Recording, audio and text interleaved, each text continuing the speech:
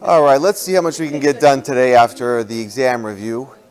So, moving on, we're going to jump back into Chapter 4 stuff, which has to do with op-amps. And so what are some things we know about the op-amp so far? You could throw out anything. Yes? You can use them to solve for gain. True. I think the way I would say it is, solving for gain is one important characteristic of the op-amp. You definitely want to know, it's like, how much stuff can a book bag hold? It's like the pretty important characteristic, right? What else? We learned about some ideal characteristics of an op-amp, right? Oh, okay, hands go up. There we go. All right. Very good, yeah. Isn't you treat one of the voltages as zero? Or The resistances. Resistances. Yeah, so we treat the input impedance as infinite, which really has more to do with the fact that it doesn't draw any current in through its input terminals. That's really the more important aspect of it. And then the output resistance or output impedance is zero, which means that whatever the applied voltage is inside of the amplifier from the dependent source, which is, again, a model. There really is no dependent source inside the amplifier. But that voltage is applied directly to the output terminals. Infinite bandwidth, which is often forgotten but is a very important one. We don't talk about frequency response too much in this class, but in electronics and later on we'll talk about frequency response more. And that can be very problematic if you have something that operates where the gain drops drastically as you go to higher or lower frequencies. Anyway, we don't have to name them all off. But anyway, so there's ideal characteristics, some other ones. So we said input impedance, the bandwidth. I think we only forgot one. I guess it was... say what? Offset voltages. Yeah, no offset voltages. Yeah, exactly. All right, so the problem that we were working on last time was this. You'll see the version of the notes that I posted online are actually not the notes that we did. I rewrote it for the second section because I felt like it was it wasn't organized as well as it could be. So we were working on this problem right here. Did we finish it? Okay. So what I'll do is I'll kind of go through it quickly. And if I'm getting to a point where we dropped off, just someone throw a pencil at me or something and tell me to slow down. Yeah? Okay. Gotcha. Oh, so we're early on. All right. So I'll go a little bit more slowly. So we're trying to solve for the gain, the closed loop gain of this inverting type amplifier, which is shown. This is one of the commonly used amplifier configurations. I know I say that I don't expect you to memorize a lot of stuff in this class, but this is one that you should memorize. You should be able to recognize what an inverting op-amp is. You should be able to recognize what a non-inverting op-amp is. There's only a couple of them. And you're going to work with them so much that, frankly, you'll get familiar. The main difference is really just where we're connecting the source, whether we're connecting it to the inverting terminal or to the non-inverting terminal. So, what are the steps in this process? We want to replace the op-amp with an equivalent circuit. So we take what's in the orange, inside of the orange dotted line, and we cut that out. And we replace it with what's in the purple down here, which is the equivalent circuit that we use for any op-amp, right? This is for the open loop, for the interior of the op-amp. You can see I also crossed out RS, I also crossed out RO, because somewhere in the problem formulation it told us that those resistances were not to be considered.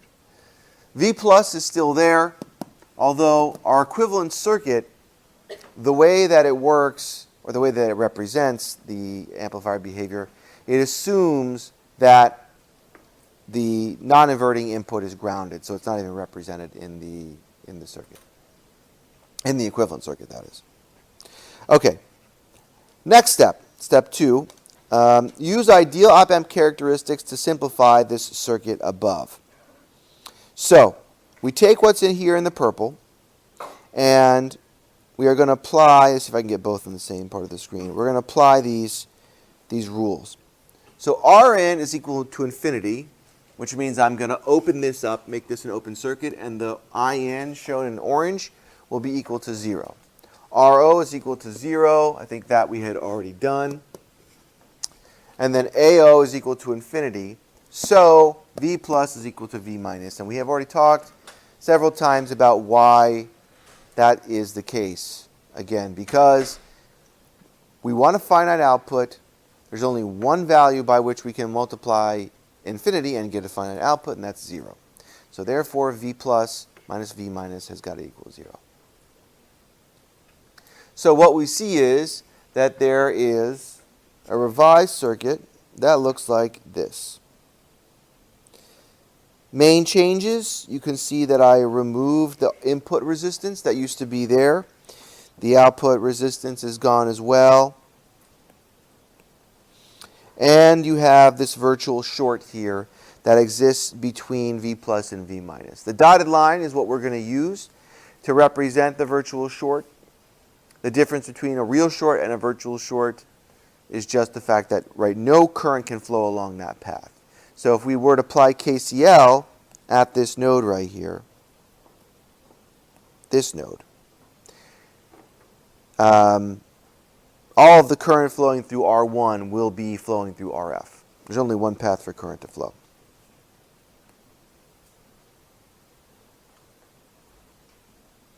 So once we do that, really the circuit becomes a lot simpler. And that's this right here. So this is our circuit. The orange dotted line shows where the amp, quote unquote, is, although it's not represented because there's no current flowing to it, so it's not important to represent. So what we have is our source voltage, we have our Rin, we have our RF, we have our output, and then we know that the voltage at the middle there is equal to 0 because V plus is grounded. And now what we can do is we can solve this using good old KVL and KC. Well, actually, I think it's just KVL. We can use KVL to solve. So we know, if we refer to this equation right here, we know Vs minus V1 minus Vf minus V out equals 0. And you can see in the green above, I defined values of V1 and Vf. I gave them polarities. So that is stated by KVL. As we do with most of these types of problems, we will substitute in for Ohm's law, ISR1, ISRF. Again, note that both V1 and Vf follow the passive sign convention. We're still got to worry about that unless we're going to start using negatives or accounting for them in our use of Ohm's law. We also, so when we get to this point right here, we have one equation. Unfortunately, it's not enough to solve. The virtual short, the fact that V equals 0 at the middle point, gives us a second equation. Because we can also say Vs minus V1 or ISR1 equals 0. Right? That's this equation down here. So the first KVL is for the entire branch, and the second KVL is just for half. Using that expression, we can go ahead and solve for Is directly. We know that Is will be equal to Vs divided by R1. And then we can make a substitution. So we'll take this right here, we'll substitute it in for those right there, and we end up with this expression. We're trying to get V out over Vs. We do the substitutions, and you can see it becomes relatively easy. You'll end up with Vs times something equals V out. We'll pull that over to the other side, and we'll be left with whatever the coefficient was. So the coefficient is going to be 1 minus R1 plus RF over R1. That's a perfectly fine solution. Yes. I'm just confused when you pulled it out. Mm? Wouldn't wouldn't this, maybe you're gonna go over, wouldn't this simplify to Mm. VO equals RF? It simplifies easy. We'll do it in a second. Oh. Yeah. I was just going to say, so this is a fine version, but it can be simplified a little bit, right? We can improve the form and make it into negative RF over R1. Should you scroll up a little bit? Yeah. Excuse me? Yeah. Why do you do VO over VS equals negative RF over R1? Or could you just scroll up this a little bit? Mm-hmm. If you multiply out the VS times R1 plus RF, you're left with VS plus RF over R1, and then that would be VS minus VS Mm-hmm. equals VO. So the two VS's would cancel out. So Mm-hmm. it would just be VO equals RF over R1. We're looking for the gain. The gain is V out over VS. Oh, yes. Okay. Yeah.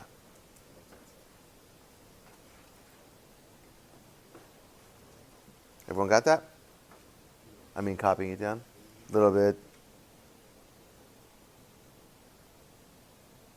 Oh, yeah, these notes over here. So what we can see is that RF affects the negative feedback, and that's not affect, it's effect. Like, it brings about the negative feedback. Okay, it's what causes it to happen. That path provides the negative feedback. R1 regulates the negative feedback. So, and the reason why that is if you look at the circuit up here, you'll see that the current flowing along the negative feedback path will go down as R1 gets bigger because R1 blocks that path. So, by reducing R1, we can turn up the negative feedback, which will reduce the gain, and then the opposite would occur if we do the opposite.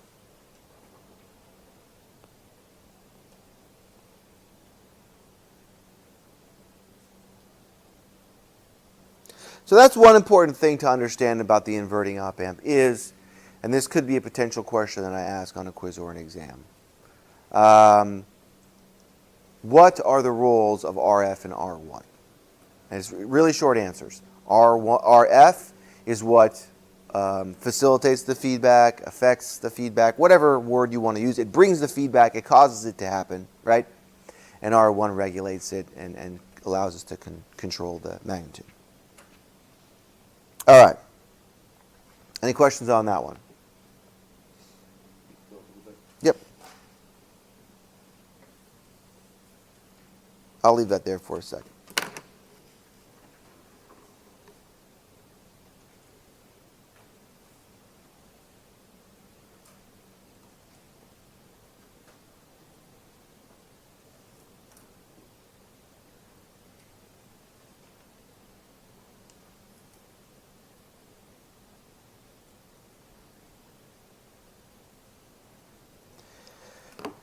All right.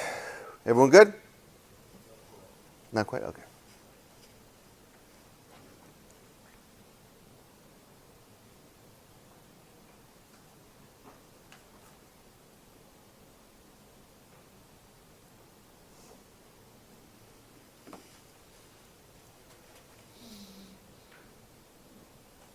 All right, so if anybody else needs to copy anything, remember I'll be posting the notes online like usual, and there's also the video so you can get extra details from there. Next, let's do the exact same thing for a non-inverting op-amp. So what is a non-inverting op-amp? A non-inverting op-amp is this configuration that's shown right here. The main difference you'll see is that we have connected our source, which is VS, to the non-inverting input. It still employs feedback resistance that is still going to go between the negative and the output terminals. We still have an R1, but now the R1 is connected to ground. And so right, for non-inverting input, the feedback is still a negative feedback path. So what I did this time was I drew it with some details built in, so you can actually see the internal equivalent circuit in there. And we can go ahead and define the ideal characteristics and simplify this circuit without drawing it again, right? Last time we drew the circuit like 3 or 4 times. This time I think we can just do it once. So what are the characteristics that we see, right? RO equals 0, so that gets rid of our output resistance. Rn equals infinity, and so what that means is that the current flowing right here is going to be equal to 0. And then the third thing is going to be the virtual short that exists between the V plus and the V minus terminals, right? So we can combine like 3 different pictures into one. Once you get the hang of this type of problem, it becomes a very set process. Draw the circuit, include the equivalent circuit within it, apply our assumptions, our ideal assumptions, and then solve. All right, so next. Sure. So the next step, I can write it over here.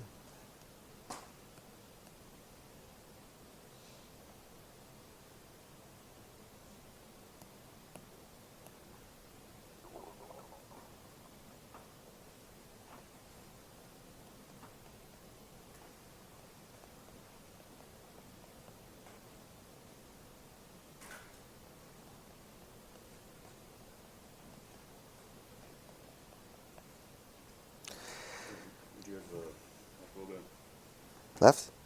Yeah.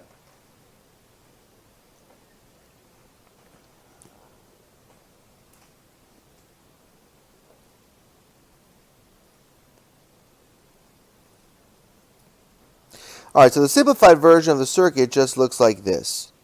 We have R1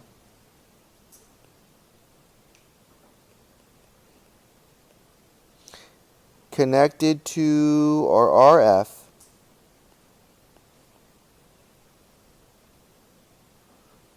connected to our V out.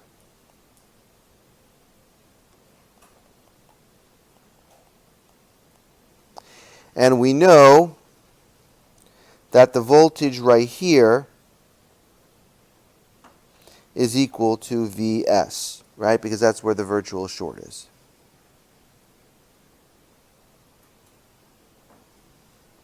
So this very simple looking circuit is what we're going to have to solve in order to determine what the gain is. That's similar to the circuit that we have here.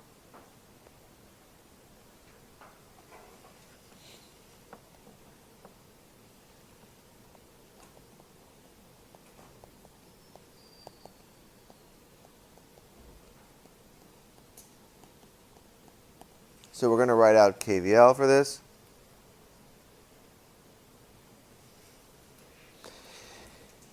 And so what we end up with, I will go ahead and give these some definitions. So I'm going to call this VF plus minus. I'm going to call this V1 plus minus, although V1 is equal to Vs. So we have V out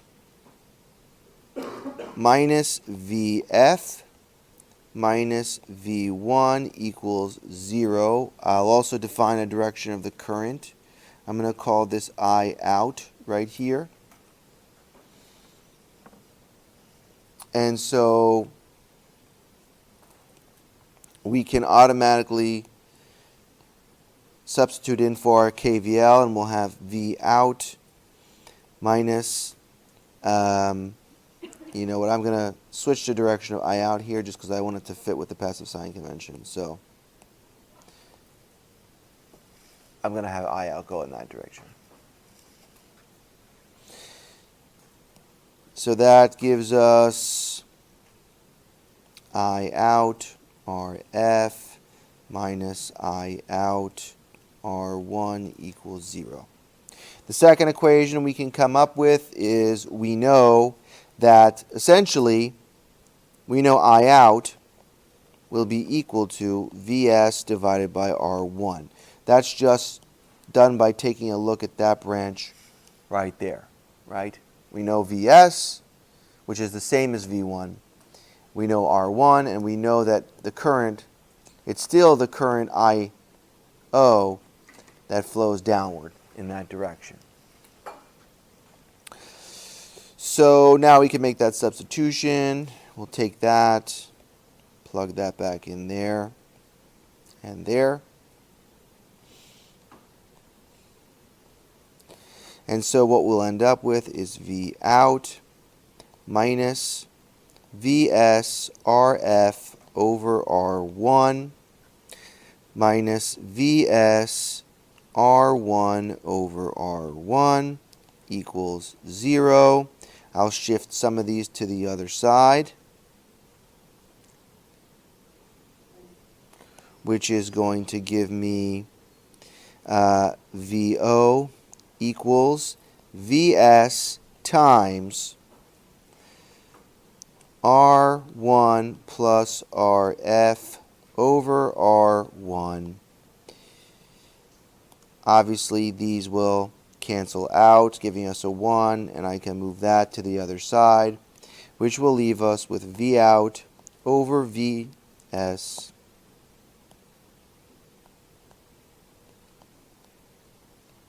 of 1 plus Rf over R1. So that's the gain.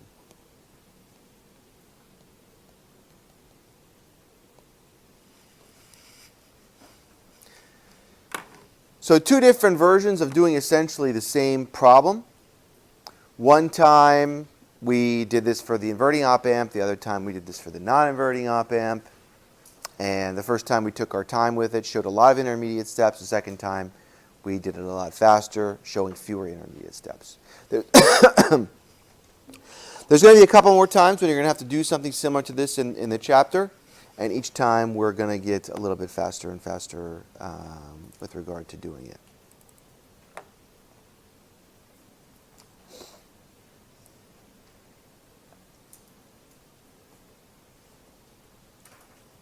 All right. So,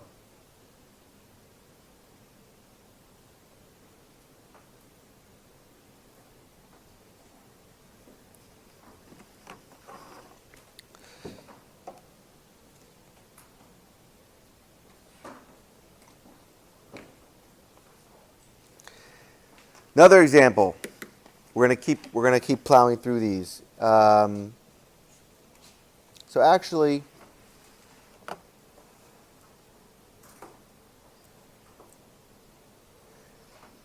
I feel like maybe this is enough of this.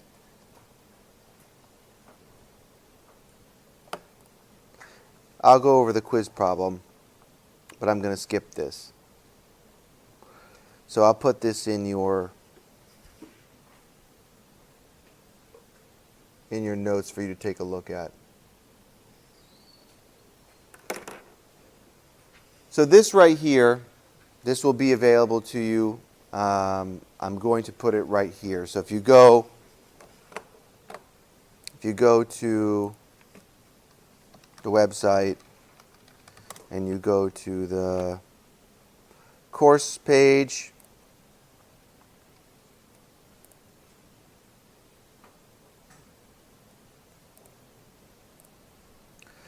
okay,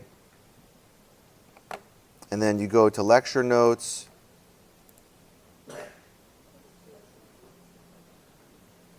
it's going to be here.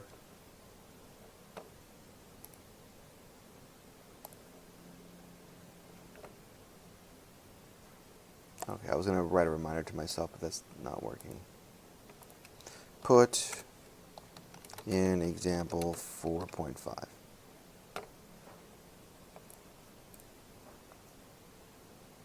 Okay.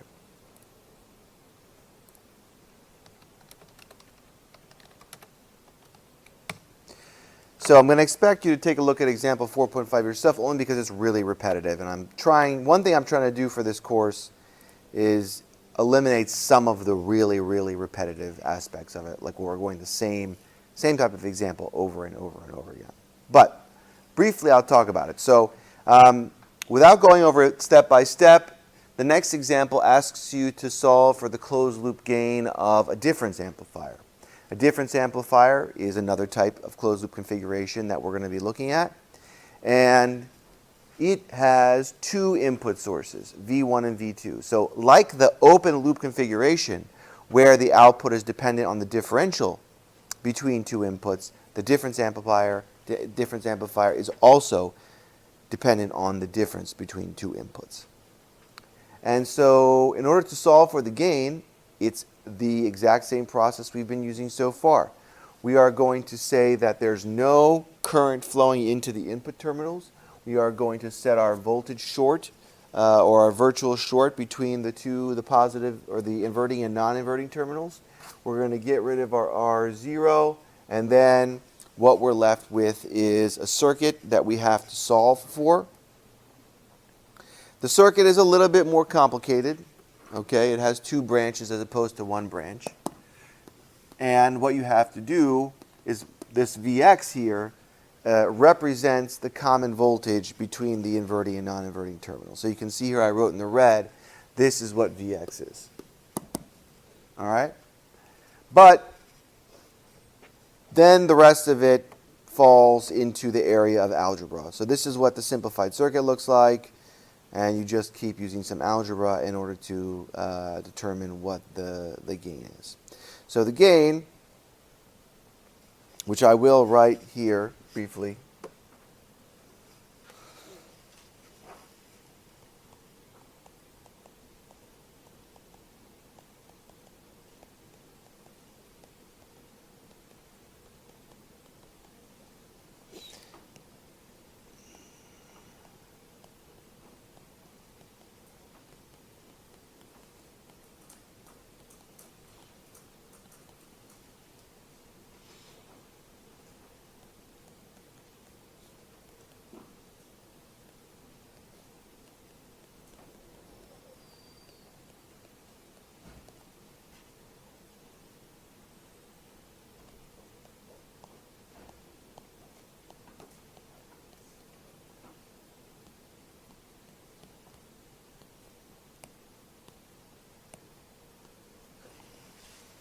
the gain looks like that.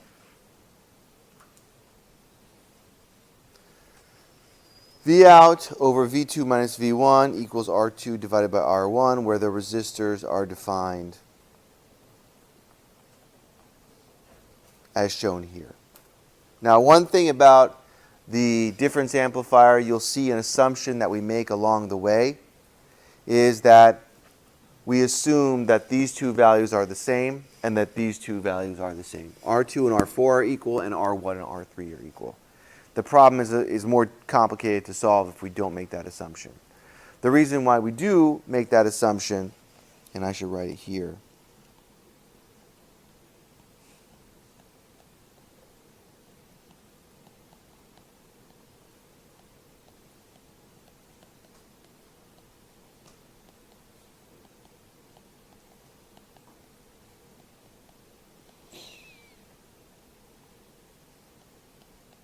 the reason why we make that assumption is because if we don't, we end up with a different gain being applied to V2 than being applied to V1, which I guess maybe there's an application which requires that, maybe if you're trying to account for some pre-existing gain earlier on in the circuit, but in most cases you want to multiply by the difference between V2 and V1, which means you want the coefficient of V2 and V1 to be the same.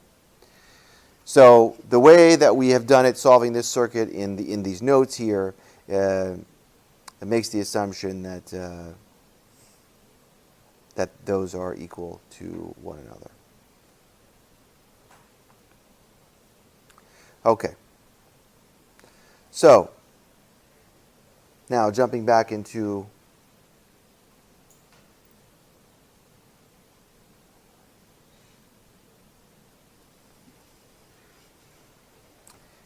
the notes.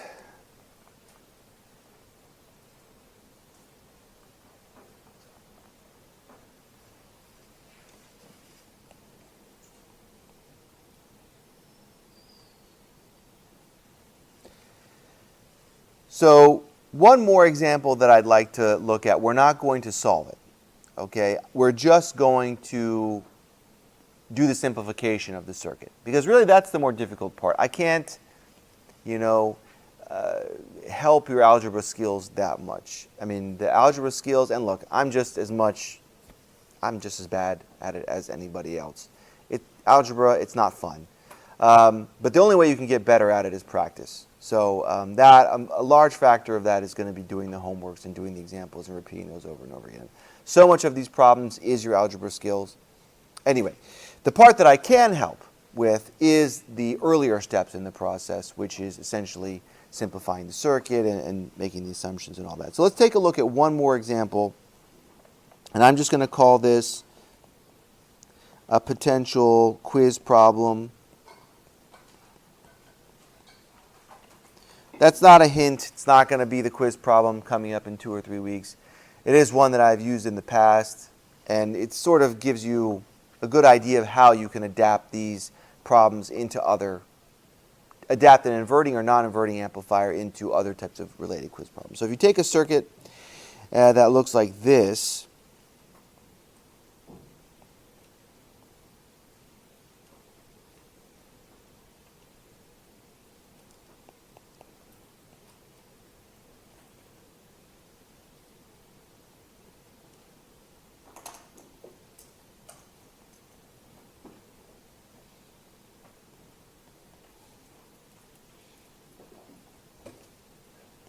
so you see what we will have is essentially an inverting op-amp, but now we've added that little branch at the beginning, and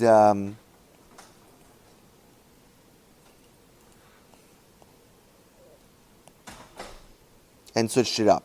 So now you can no longer do it in the exact same way that you did the previous one. So what would the simplified circuit for this look like? Again, really quickly. We can go ahead and cut off these paths right here because we know there's no current flowing into the input terminals of the op-amp. That's usually the first assumption that we apply. We can assume that here we have the output of our dependent source, which means, again, we can also make a cut right here. That's what those double lines mean. It's sort of like we're making a cut, okay, in the circuit. And then we can, so that's the second assumption. And then the last is the virtual short right there. So, you know, for the next quiz problem, there's a strong chance it's something in this realm, okay? This is one good type of problem that you could see. And so if you can make the appropriate changes, then you're already halfway there. And then the algebra is the algebra. Do your best. You can get partial credit there. So what does the simplified circuit look like? The simplified circuit looks like this. So you have your Vs,